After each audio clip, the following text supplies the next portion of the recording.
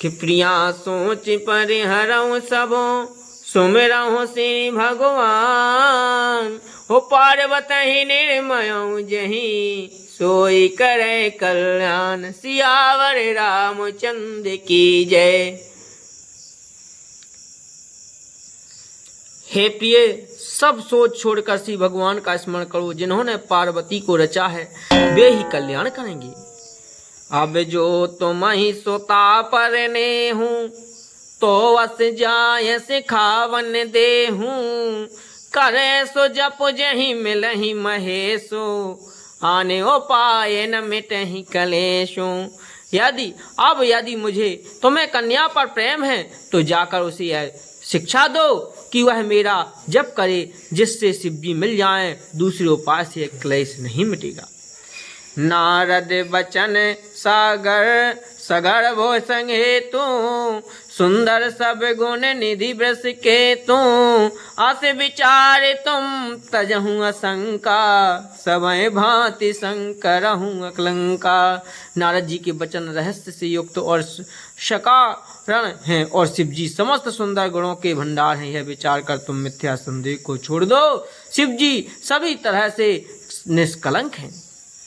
सुनपति बचन हरसि मन माही गई तुरत उठ गिर जा पाही। उमहि बिलो की नयन भर बारे सहित स्नेह गोद बैठारी।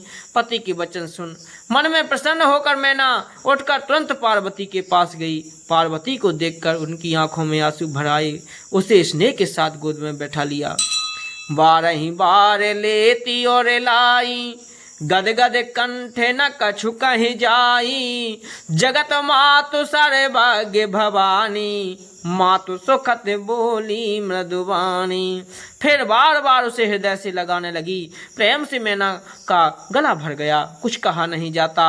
जगत जननी भवानी जी की जो सर्वज्ञ ठहरी माता के मन की दशा को जानकर वे माता को सुख देने वाली कोमल वाणी बोली कि सुन ही माँ तुम्हें दीखिया से सपन सुनावहूँ तो श्री रामा।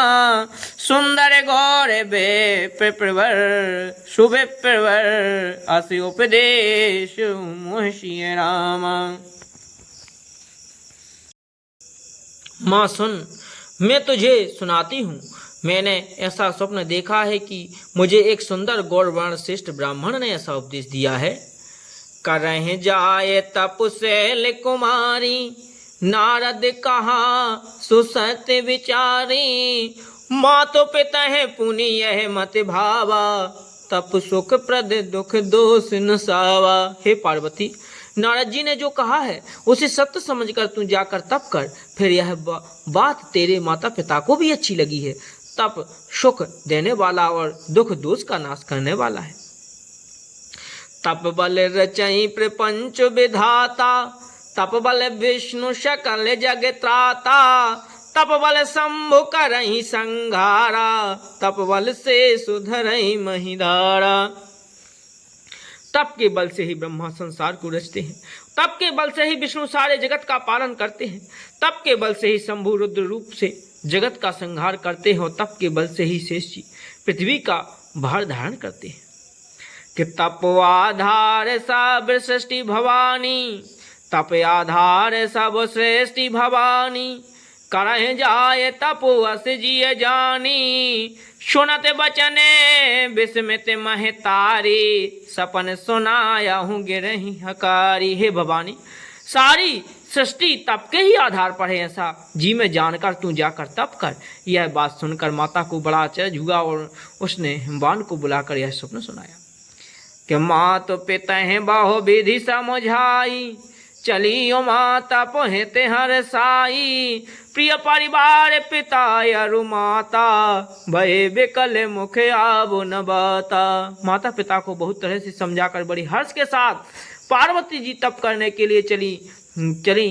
प्यारे कुटुंबी पिता और माता सब व्याकुल हो गए। किसी के मुंह से बात नहीं निकली। वेद से राम मुनि आए सबे सबई कहा समझाए। पार्वती महिमा सुनत रहे प्रबोध नहीं पाए।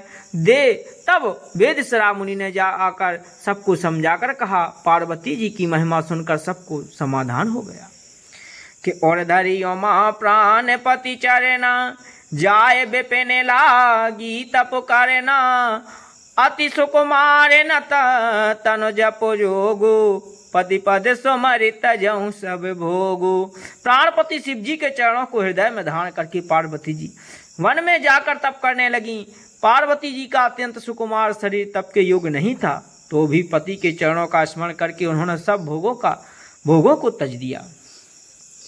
नित्य नव चरण उपजे अनुरागा बिसरी देह तपहि मनु लागा। संबत सहस मूल फल खाए सागो खाए सत बरस गमाए। स्वामी के चरणों में नित्य नया अनुराग उत्पन्न होने लगा और तप में ऐसा मन लगा कि शरीर की सारी सुध बिसर गई। 1000 वर्ष तक उन्होंने मूल और फल खाए, फिर 100 वर्ष साग खाकर बिताए। कि कछु दिन भोजन बारी बतासा किए कठिन कछु दिन उपवासा। बेल पाती मही परई सुखाए 3 सहस्त्र संवत सोई खाई। कुछ दिन जल और वायु का भोजन किया और फिर कुछ दिन कठोर उपवास किए, जो बेलपत्र सूख कर पृथ्वी पर गिरते थे। 3000 वर्ष तक उन्हीं को खाया। पुनि पहे परिहरे सुखाने परना हुमई नाम तपो भयऊ अपरना। देखियो मही तपो खीन शरीरा ब्रह्म गिरा भे गगन शंबीरा। फिर सूखे पर्ण पत्ते भी छोड़ दिए। तभी पार्वती का नाम अपर्णा हुआ। तब से उमा का शरीर क्षीण देखकर आकाश से गंभीर ब्रह्मवाणी हुई। भयऊ मनोरथ सुफल तबे सुन गिरिराज कुमार। परिहरो दुसह कलेश अब मिल हई ते पुरार। सियावर रामचंद्र की जय उमापति महादेव की जय। हे पर्वतराज की कुमारी, सुन तेरा मनोरथ सफल हुआ। तू अब सारे असहाय कलेशों को कठिन तप को त्याग दे। अब तुझे शिव जी मिलेंगे। बोले रामायण मैया की जय।